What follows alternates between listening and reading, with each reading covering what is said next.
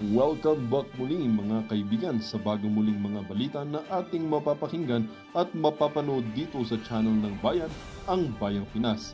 Dito, ating matutunghayan ang mga bagay na nangyayari sa ating bansa, partikular na umano sa loob na mismo ng gobyerno at lalong-lalo na dito sa kasalukuyang administrasyon.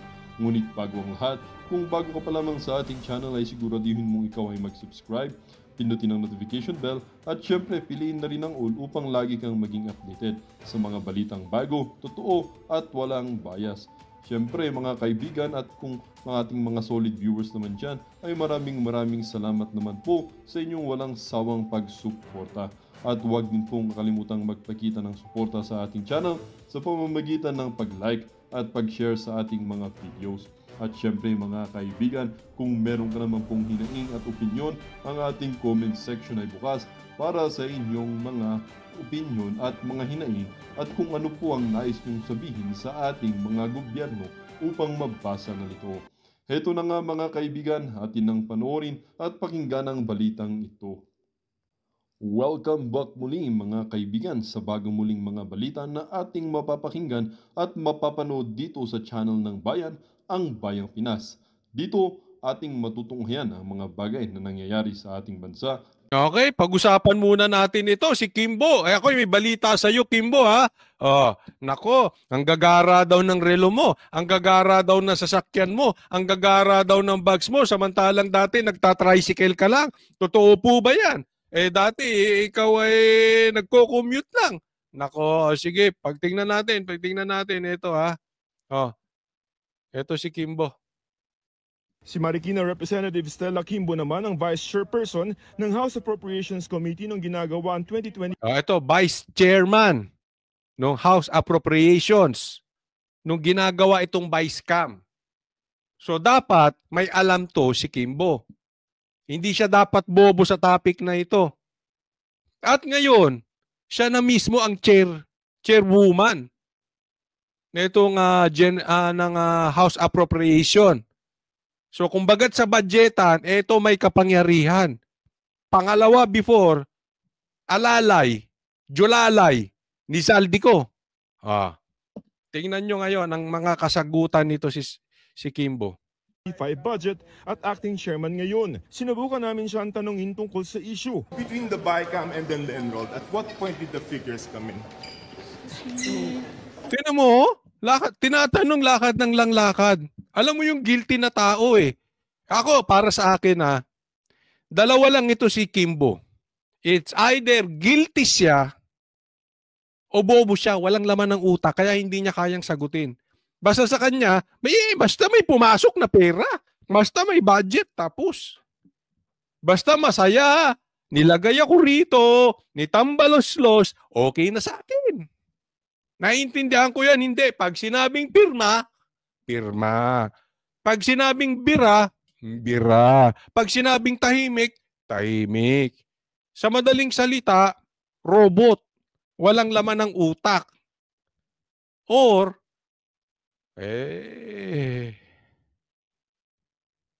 kasabwat. No, di ba? Ganun lang yun. Kayo, ilagay nyo dyan. Ano to, si Kimbo? Tingnan nyo ang asta, ha? Yeah?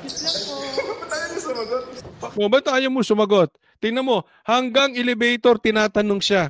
Wala na siya, parang mangiyak-ngiyak. Pero para mapagtakpan nyo kanyang mangiyak-ngiyak na stress na, halata. Tingnan nyo, stress na. Tapos, para mapagtakpan niya, smile. Nakita ka na ng ganun tao yung di ba? Parang iting aso yung pilit.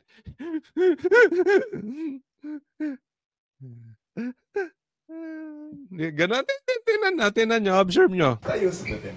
If it's just a Ba't ayaw mo sagutin? procedural thing for Congress. Nasagot na lahat. Nasagot na lahat. Hindi mo alam kung pang porn o kasi pang porn o nabibiyak na yung boses. Bakit ganun? Anyway, nabibiyak na yung boses, ibig sabihin mangiyak-ngiyak. Hindi niya na alam anong gagawin niya, naiipit siya. Siguro, sinabihan to ni Tamba, total, mahina ang utak mo, tumahimik ka na ha, basta sasagutin mo lang, Shut up. O talagang wala siyang alam. Paano, ma'am? Sige po, Ito. let's wait na lang po sa... Naiiya siya. Na-explain na lahat. Ha? Na-explain na lahat. Di ba, parang boses lalaki na eh. Ano daw? Si SP, na-explain na lahat. Ba't ang Ayan. Nakita nyo yung reaction ulitin natin. Si SP, na-explain na lahat. Ayan o, di ba? Breaking yung voice eh, di ba? Si SP, na-explain na lahat.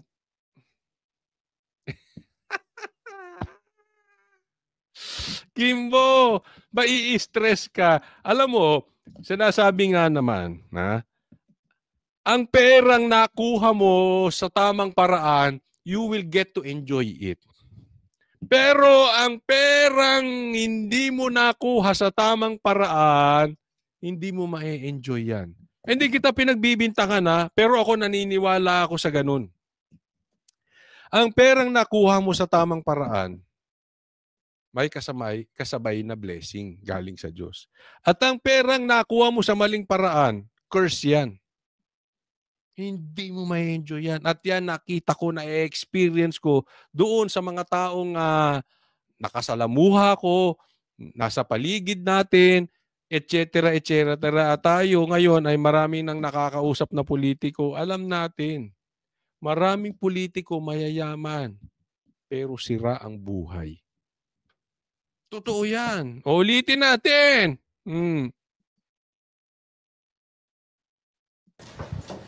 Si SP, na-explain na lahat. Ba't ang issue is the Vicam? May mga kopya ng Bicam report na nakuha. Huwag ka na, bakla. Raul. Si SP, bakit ang sagot mo si SP? Ibig niya sabihin si Senate President, nasa Congress ka eh. Ikaw ang chairman ngayon, ikaw ang vice chairman before ng appropriation. Tinuturo mo ngayon si SP? Bobo ka ba? Tatanong lang. Ba't sumisigaw ka, Kotsoli, galit ka? Hindi, siyempre ganito lang. Kasi pag sinabi ko rito, bobo ka ba, aantukin ako. Pati kayo aantukin. Aantukin tayo pare-parehas. Sinisigaw ko, di ba? Naiintindihan mo, Kimbo? Smile. Smile. Ang ganda ng ni Kimbo, ipin niya. Veneers yan. Kotsoli, ang dami mong napupuna. Sige. Ulit. Nako, gustong-gusto ko ito. Tinan yung mabuti. Pikon, na siya? Halatang stress na. Deb, ikaw ba naman? Sige po, let's wait na lang po sa... Na-explain na lahat. Let's wait na lang po. Sige po. Hoy, ikaw, kung sino ka mang diyang sagot ng sagot, hindi ikaw ang tinatanong. Ikaw na kaya ang Kasi may epal dyan na stop mo, Kimbo, ha? Pipi ka ba, Kimbo? Bakit ba lagi yung stop mo, sagot ng sagot? Kasi meron pang interview mamaya, papakita ko, sagot ng sagot. Si Kimbo ba kayo? Ayaw mo sumagot. Ha? Na-explain na lahat. Si SP, na-explain na lahat. Alam mo yung parang batang pinagalitan. Si ate, na-explain na lahat.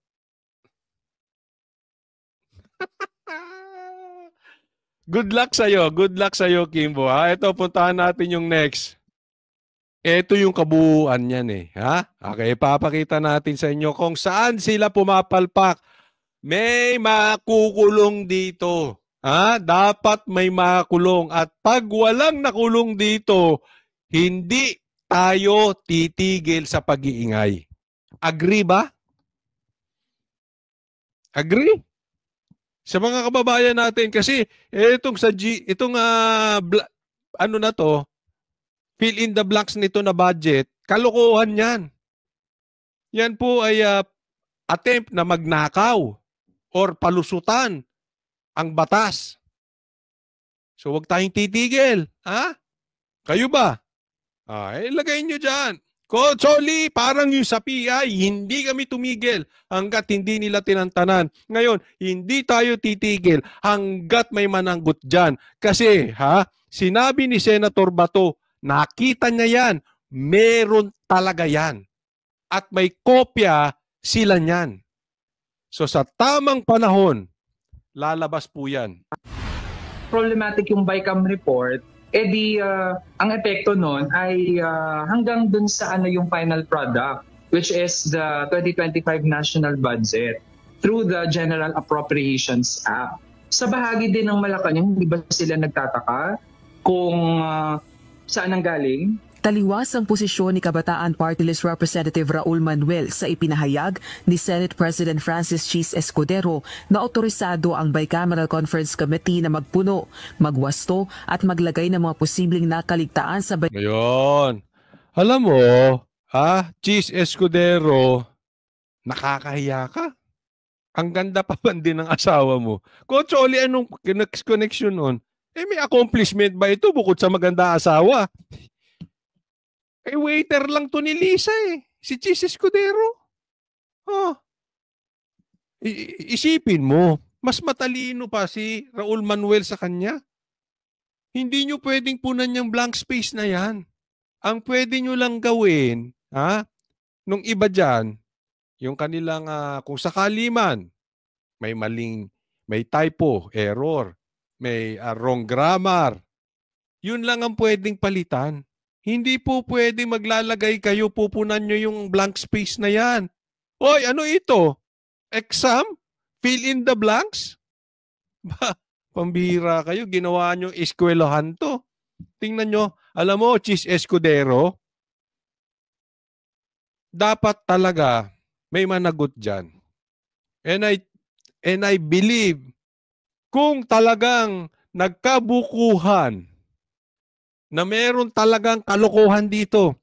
Kasi hindi ito titantanan nilang mga Duterte, maniwala kayo sa akin. Pag nabuko tong kalokohan nila dito, you should go down with this vice scam. Meron dapat talagang lumubog na politiko rito kasama niyang anomalya na yan. At maglagay ng mga posibleng nakaligtaan sa bicameral report para sa 2025 national budget. Ayon sa Makabayan Block Solon, apektado ang general... Tingnan mo itong mga sindikato na ito. Kasi para sa akin, sindikato kayo or kasi may sinumpaan kayo para sa bayan. Totoong totoong may blanco.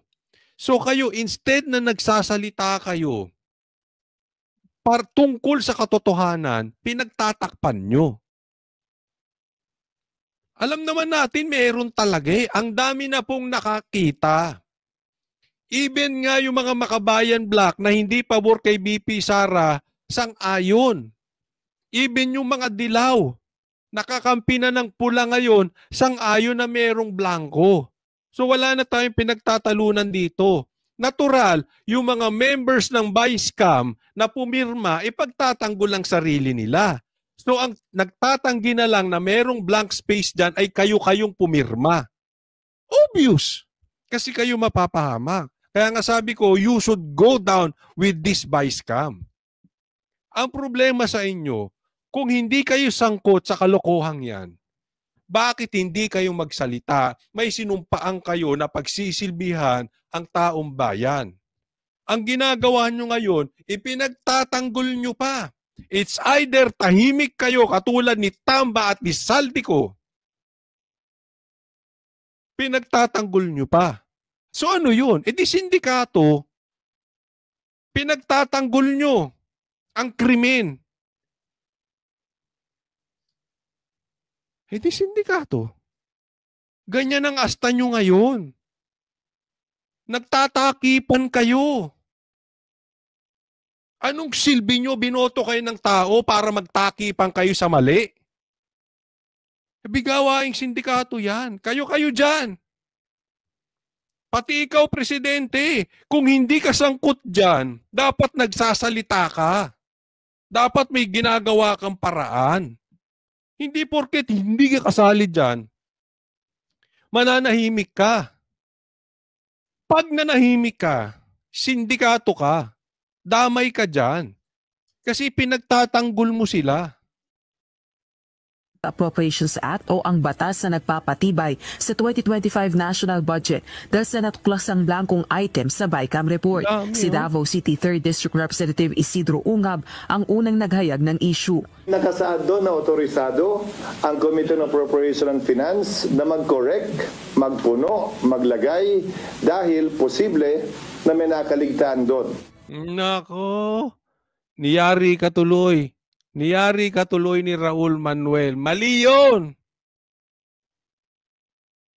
Pinaliwanag po yun ni PRRD mismo doon sa kanilang doon sa kanilang live. Hindi po pwedeng pupunuhan yan basta. Niraratify yan, pinag-uusapan yan. Pag tungkol sa budget, lahat yan, maraming, open yan. Sa katunayan, meron pang script pa yan. Nakasulat kung ano yung mga pinagsasabi nyo. Oh. Akalain mo? Mas may alam pa si Raul. Kakahiya ka, cheese. Ayon kay Representative Manuel, hindi dapat pinalalampas ang umano'y blank. Totoo yan, hindi dapat. Hindi ako maka-Raul Manuel, wala rin akong tiwala dito. Baka bantay sa lakay ito si Raul Manuel, nagpapatak. Baka naman nagpapataas lang ng presyo yung mga yan. Alam mo naman kasabwat din nila tamba ito Magtotropa sila dyan, di ba? Baka ito si Raul Manuel, tama yung sinasabi, pero baka mali ang motibo. Kasi posible yun sa isang tao Tama ang sinasabi, pero ang motibo pang sarili. Halimbawa, hindi ako nabigyan i-booking ko kayo. Or, mag-iingay ako until salpakan nyo ng pera ang bibig ko, then mananahimik ako. Yung pala, nagpapataas lang ng presyo. Nako, ang daming ganyan. Mag-iingat kayo, Shush! Yung iba dyan, hindi lang nabigyan ng pwesto. Kaya nag-iingay. Hindi ko sinasabing ganun sila, Raul. Okay? Si Raul yan Si Raulo yan. Hindi ko sinasabing ganun. Pero hindi ako kumpiyansa sa kanya. Wala akong tiwala. Tropa niyan, mga convicted child abuser. Itinuturo nga mga kidnapper yan Di ba? Nako, wala akong tiwala. But tama naman yung sinasabi niya. Kung sa tama lang, mas tama ito kaysa sa sinasabi nito si Chis Escudero. Escudero, until to the last minute, nag-aastang. Dati waitress ni Lisa. Ngayon parang waitress naman ni Tamba. Kung items, ang mambabatas gayon din sina ACT Teachers Party List Representative Franz Castro at Congressman Ungab ang tanging mga kongresistang kumumpirmang may mga blankong probisyon sa BICAM report para sa 2025 national budget. Bagay na pinabulaanan naman ng mga senador na miyembro ng BICAM. Pero hindi din pwedeng palampasin ito na bakit nangyari ito. Kasi kung papalampasin natin to, paano yan? Baka yung mga susunod na may tama rin siya dyan. Yan po yung sinabi ko kanina doon sa aming programa sa SMNI. Yan yung sinabi ko. Sabi ko, hindi pwedeng palagpasin ito. Hindi. Kasi ang isang mali, pag pinalagpas mo, uulit-ulitin. Nagsimula tayo sa diktador na Marcos Sr. Pinalagpas natin yung paulit-ulit siyang presidente. Pinalagpas natin yung pagiging diktador niya. Tingnan mo, inuulit nung anak niya ngayon. Parang ayaw pang umalis sa posisyon. Di ba? Kaya nga inaano nila ito si Tamba, ginugroom para pumalit. Ayaw talaga ng tao sa kanya So anong ginagawa nitong grupo ni Tamba? Siraan si Sara. Kasi si Sara ang pinakamalakas. Di ba? Pero hindi talaga natin pwedeng palampasin. Ito po, tingnan nyo po may sinabi po dito si Senator Bato at babasahin ko po sa inyo. Ito po yung sabi ni Senator Bato. Hawak na blankong BICAM report ni FPRRD, isang lehitimong report ayon kay Senator Bato. Kung ano yung pinakita ni Kong Ungab, ganoon din ang binigay sa amin. Nagigets nyo? So alam ni Bato, nakita ni Bato Dahil yung pinakita, yun din ang kopya nila. So it means kung meron si Senator Bato, meron ding kopya yung iba. Na alin? Blanco. Kaya nga pati mainstream media ngayon, may mga kopya sila eh. Nakita nila. Kahit yung kalaban na mga sip-sip sa mga BBM, na mga mainstream media, sinasabi, kinukumpirma. Na mga dilawang tae na sip-sip na ngayon sa BBM, kinukumpirma mismo nila. Nakikisawsaw na rin. Kumpirmado dahil nakita nila meron talagang blank space. So wag na natin pagtalunan kung totoo o hindi. Pag itinatanggi yan ng mga senador o yung mga members ng BICAM na yan, salot yan. Sinungaling yung mga yan. Ganun kasimple yun. Ganoon din ang binigay sa amin. Iisa lang ang BICAM report. Kaya nga BICAM kasi pinag-agrihan niya ng dalawang panels representing both houses and Congress. So yung madaling salita, yung natanggap ni Bato, yun din ang natanggap nila PRRD at yun ang pinapakita ng iba't ibang mainstream media ng mga bias. Even bias ngayon na media pinapakita to. Kaya stress itong mga ito. Kasi even yung sumisip-sip sa kanila, nilalantad itong blanco na ito. So ito hindi lang pauso ng mga Duterte. Sa katunayan, ang dami kong napapakinggan na sinasabi, tama sila Duterte, pero mali sila Duterte. Bakit mali? Tama pero mali. Tama yung sinasabi nila Duterte, pero wag natin pakinggan ng mga Duterte kasi mali ang motibo niyan. Ang ibig sabihin, they agree kay PRRD. Kaya lang, kalaban ni PRRD, kaya sinisiraan pa rin siya. Nagigets nyo? Ibig sabihin, totoo, pati bias media pinapakita. May problema tayo ngayon. Kaya nga yung mga nagtatanggi ng blank space, yan yung sinasabi ko, dapat kasama silang lumubog niyan. Dapat talaga, yung vice cam na yan, kaya nga vice cam ang tawag ngayon dyan. Ni pinagtatanggol pa nila, itinatanggi pa nila. Ganyang kabastos yung mga yan. Imbis na kayo magsisalita, nananahimik kayo dyan. Isipin mo, pinag-agrihan. Ibig sabihin, sumang-ayong kayo sa blank space. Ganun kasimple yun. Ibig sabihin, kayo, meron kayong gustong milagro mangyari. Kayong nag-agree. Kayong pumirma. Booking na kayo eh. Ang kakapal ng mukha ninyo para itanggi pa ito. BICAM report, di pwede pala mas marami pa yung blanco. Kasi ang sasabihin lang ay basta okay yung enrolled bill ay pwedeng hayaan na kung ano naman yung nasa BICAM report. Hindi naman pwede din yun. Paniniwala naman ni Pasig City Representative Roman Romulo, chairperson ng House Committee on Basic Education and Culture, limitado lamang sa typographical errors at minor corrections ang trabaho ng Technical Working Group sa BICAM report. Ang alam ko po dyan, usually a blanket authority na ganyan, it has to do with typographical error. Yan yung sinasabi natin kanina, yung pagkakamali lang ng spelling, mali ang grammar, yan lang ang basta-basta binabago. Hindi mo basta-basta binabago kung ano yung napagkasunduan nyo na.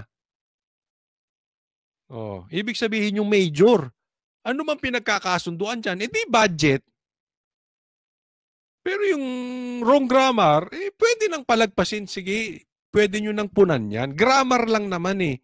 Anyway, kung mali ang grammar, hindi naman magugutom ang Pilipino. Hindi naman magagastusan. Hindi naman madadaya yung pera. Wala namang makikinabang. So, i-correct lang. Ganon. Kaya ito si Cheese, bobo. Hindi ko sinasabing matalino ko. Ako hindi naniniwala na bobo itong si Cheese. Nagbobobobobohan. Yun. Imposibleng hindi niya alam yan. Kita mo nga si Kimbo. Diba? Alam mo, stress na stress. Kasi utos yan sa ibabaw. Pag may isang pumuyok dyan, and I really hope, eto ha, doon sa pumirma sa vice cam, siguro, matutuwa pa kami, mga Pilipino, na isa sa inyo dyan umamin na. Huwag nyo na ipagtanggol. Kasi alam nyo, Pilipino, makakalimutan naman yan eh. Ang makikita ng Pilipino, nagkamali ka, umamin ka, at sinabi mo, yung mga may mga kasalanan. Kahit na ikaw ay unang may maling motibo, at least nag-admit ka at naging parte ka ng mga mamamayang Pilipino na naging solusyon para mas-solve natin tong issue na ito. Kasi mas epektibo kasi kung hindi ka member ng vice cam na yan, posibleng alam mo. Kaya lang sasabihin, hindi nyo alam eh, hindi nyo alam. Alam nyo naman, di ba? Nakikita nyo naman sila Cheese ngayon. Ngayon pa lang tinatanggi na nila. Kitang-kita mo na, parang alam mo nakikita ko rito kay Cheese. Or kung sino man yung tumatanggi. Sino dito sa inyo nahuli nyo na yung asawa nyo o boyfriend nyo may kalaguyo? Yung tipong nakapatong na, nahuli nyo, itinatanggi pa. Ganyan ang gawain ng mga kalalakihan. Hindi man lahat. Hindi man lahat. Ako hindi. Di ba? Hanggat hindi ka nahuhuli, walang aamin. Kahit na nakapatong, oo, sabihin mo, nagkwentuhan lang kayo. Nakahubad, nadapa. Ba't nakahubad? Bagong ligo, nadapa. Ganon. Ganyan yung ginagawa ni Grace po. Ganyan ang ginagawa ni Cheese Escudero et al. Kung sino-sino pa man ng members niyan. Huling-huli na. Nakapatong. Tumatanggi pa. Di ba? So, sana merong mahimasmasan sa inyo dyan na isang member ng vice cam na pumirma. Ha? Laglag nyo na yung mga yan. Kesa kasama kayong malaglag. Malay nyo. Dahil sa pag-amin yung yan, o kung ikaw man ay tumatakbong bilang senador o congressman, yan pa ang ikapanalo mo.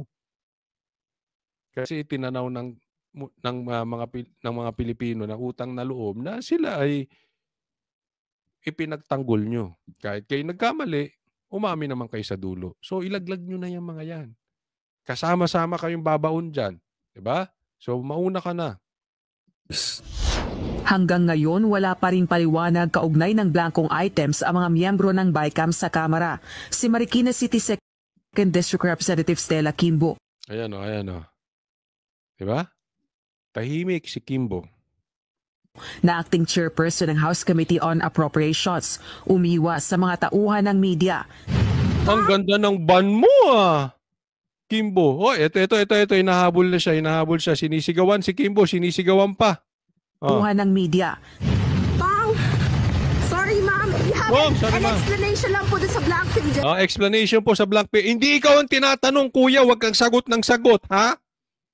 Yes po. Nagmamadali lang po for our next event. Yeah. Nagmamadali lang po para sa next event. Ikaw ba si Kimbo o si Kimba? Kimba ata, kayong dalawa eh. Huwag kang sagot ng sagot kapag hindi ikaw kinakausap. Ikaw na kaya mag-congresswoman. Brad, ano ka ba? Congressman o congresswoman? Sagot ng sagot eh. We were waiting yesterday, ma'am.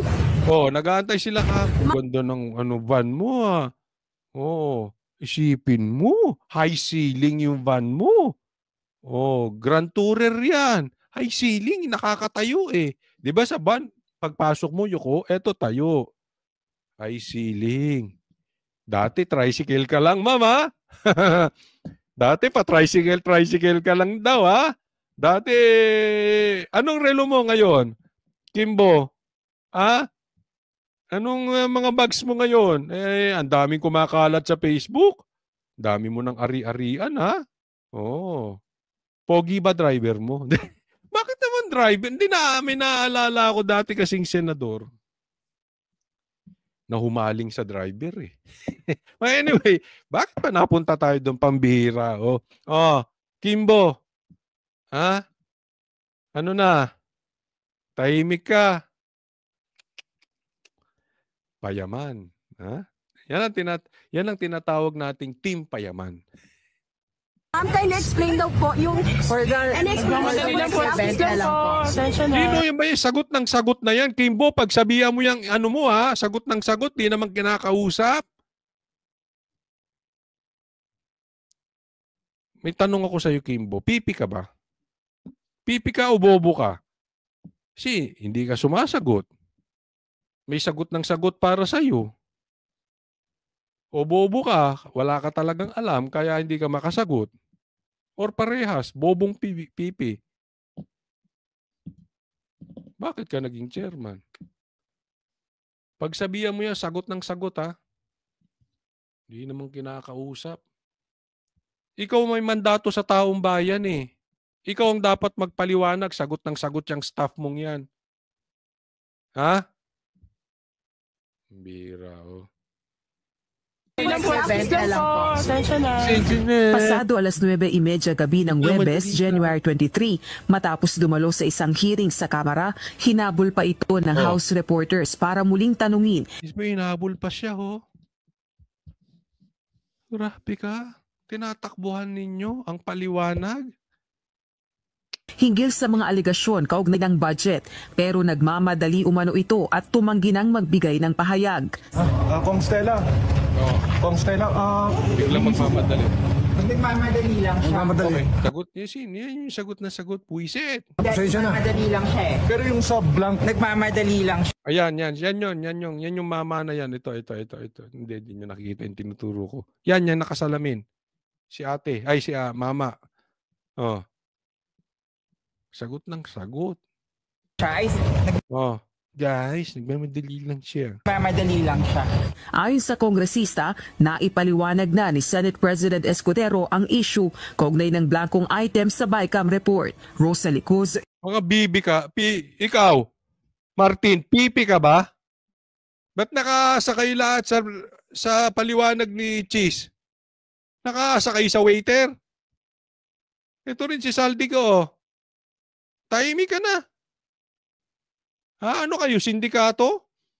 Grace po. Ay, hindi. Si Grace. Buti pa to si Grace po. Nagpaliwanag. Ito mga kalalakihan nito, tahimik. Bagamat sabit ang paliwanag nila, nagtatakipan pa rin. Itinatanggi pa rin. Ito hamon ko sa inyo. Kung itong mga kumag na ito, tayo magsipagsalita. Kayong mga senador na may alam, magsalita kayo. Si Bato nagsalita na. Yung iba, wala kayong bayag? Sorry po hindi naman pagmumura yun. Lahat naman tayo may bayag eh. Lahat ng lalaki pala, hindi lahat. Kayong mga senador na may alam, magsalita kayo. Binabastos kayo ng harap-harapan na itong mga ito. Itinatanggi pa ni Cheese? Tinatanggi pa ni Grace po? Magsalita kayo. Yung mga hindi nagsasalita dyan, mga wala kayong bayag. Alam naman nyo yung totoo eh. Pati kayo magsalita. O kayo naman mga congressman dyan. Ano kayo? Yung may mga alam, tatahimik na lang kayo dyan? Paano kung walang ungab, walang PRRD? Walang attorney Vic? Antayin namin kayo UNTV News and next tayo. Ito, nagsalita si BP Sara. Pakinggan ninyo ano sasabihin niya. Ito, pag-usapan natin itong patungkol sa impeachment. Pabor. Pabor talaga dito si BBM sa impeachment na to. Pakinggan po natin. Naharang ni Pangulong Ferdinand Marcos Jr. ang pag-usad ng impeachment complaints laban kay Vice President Sara Duterte. Ayon kay Executive Secretary Lucas Bersamin, nirerespeto ng palasyo ang Kamara. Paliwanag ni E.S. Bersamin ang inihayag na pagtutol ni Pangulong. Ito sinasabi ngayon. Itinatanggi ng kampo ni ni BBM, according to Bersamin, na hindi niya pinipigilan ang pag-usad ng impeachment. Sige. Tutuloy ko yan mamaya. Ipakinggan niyo po muna ito. Pangulong Marcos sa impeachment ay pawang opinyon o posisyon lamang niya. Ngunit sa huli, ang House of Representatives pa rin ang masusunod kung ano ang magiging kapalaran ng impeachment complaints na isinampal laban sa pangalawang Pangulo. All we were saying, the President was saying to the lower house is, this is my position. But he's not blocking. He's not blocking. He cannot do that. Because it is the discretion of the collective of the lower house. If they decide to initiate, there is no way of preventing that. Ang ibig sabihin niya dito, okay? Pinapalabas kasi nito mga bayan black na hinaharang ni Marcos itong impeachment kay BP Sara. Ang punto ni Bersamin, opinion lang ito ni BBM na hindi siya pabor sa impeachment. Pero magkahiwalay na branch po ang executive at legislative. So kung itutulak ito ng Kongreso, hindi haharangan ni Marcos dahil magkahiwalay nga sila. Yan po ang paliwanag ni Bersamin sa bintang. Marami nagbibintang dyan yung mga nagsampa ng impeachment hinaharang. Di umano ni BBM. Ang komentaryo ko dyan, tantanan nyo nga kami. Huwag nyo nga kaming arti-artihan. Niloloko nyo kami. Arti nyo yan. Alam naman natin na si Marcos talaga ay pabor sa impeachment. That is public knowledge. Yung sinabi niyang yon, iwas pusoy. Ugali ng boss mo yan, Bersamin, na si BBM ay iwas pusoy. Tigil-tigilan nyo kami dyan sa drama ninyong yan. Walang naniniwala. Nagkataon lang, kaya hindi umuusad yung impeachment kasi naduduwag yung mga congressman pumirma. Kasi sasalya sila sa eleksyon sa 2020. Ngayong 2025. Dahil alam nila, malakas pa rin ang Sara, malakas pa rin ang Duterte. Yaan ang totoo niyan. Hindi ibig sabihin hinaharang ni Marcos. Pambihira. Kung haharangin ni Marcos at meron siyang kakayanang harangin, kung meron man siyang guts at hindi siya weak harangin, meron siyang kaya niyang harangin ng impeachment, isipin mo ka-unity team ni Marcos. Si BP Sara. Tingnan nyo mabuti. Magka-unity team yan. Pero hinayaan niyang karnihin nung pinsan niya. Hinayaan niyang karnihin at pupugin ng Kongreso sa pagkaliit-liit na confidential funds na pati naman si Marcos may confidential funds. Huwag nga nyo kaming Huwag nyo nga kaming lokohin. Ginagawa nyong bobo mga Pilipino dyan sa kakaarte ninyong yan. Na kunwari, hinaharang pa niya. Weak si Marcos. Kung strong yan, hindi niya hinayaan yung katandem niya. Lapain ng Kongreso. Kasi kung ako yan, katandem ko si Sara, kung magkatandem kami, halimbawa, ako ay presidente at vice president ko siya at mag-iisang partido kaming nangampanya under the unity team. Hindi ako papayag. Nakarnihin siya ng Kongreso dahil sa confidential funds. Sabihin ko, ako nga mas malaki confidential funds ko, ba't di nyo ako karnihin? Karnihin nyo kaming parehas. Walang paninindigan niya si Marcos . Di ba? Kaya yung sinasabi niyong impeachment, hindi totoo. Una, kung talagang walang kamay dyan si Marcos, magiging House Speaker ba? Magiging Speaker ba? Itong si Martin, pinsan niya yan eh. Sino ba to si Martin? Ang dami mang mas maayos, mas politically known, mas may galamay kaysa kay Martin. Bakit siya ang nakaupong speaker? Dahil may kamay si Marcos. Tigilan nyo nga ang panloloko sa mga kababayan natin. May kamay dyan si Marcos. Kung hindi si Marcos ang presidente at si BP Sara, hindi makakaporma yan si Tamba.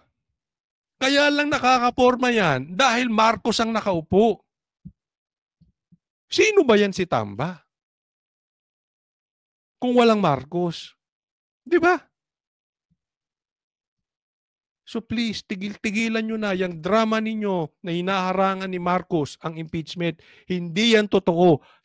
Ako'y naniniwala na si Marcos ay pabor sa impeachment. Narinig nyo sagot ni BP Sara patungkol dyan sa vice cam? Narinig nyo na? Hindi nyo pa narinig, no? Ito yon.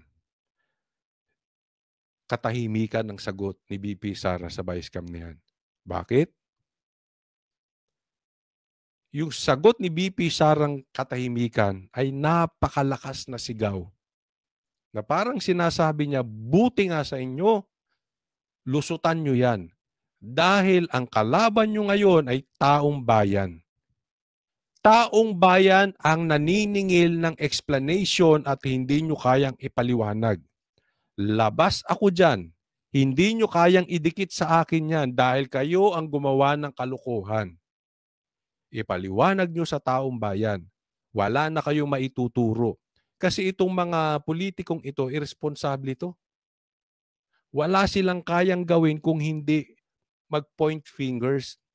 Ituro kung sino-sinong mga tao. Hindi nila kayang panindigan yung mga maling gawa nila. Ang lagi nilang excuses. Natulad nitong sagot. Marcos, bangag ka, sabi ni PRRD. Ano mong sagot? Fentanyl. Isinisi sa iba kaysa nagpaliwanag sa taong bayan kung siya nga ay bangag o hindi siya bangag. Ganyan sila. Naghahanap ng maituturo. Ang problema ngayon, wala silang maituro. Dahil ang humihingi ng explanation, taong bayan mismo. Kaya para sa akin, ang ganda ng pananahimik ni BP Sara. Kasi pag nagsalita si BP Sara,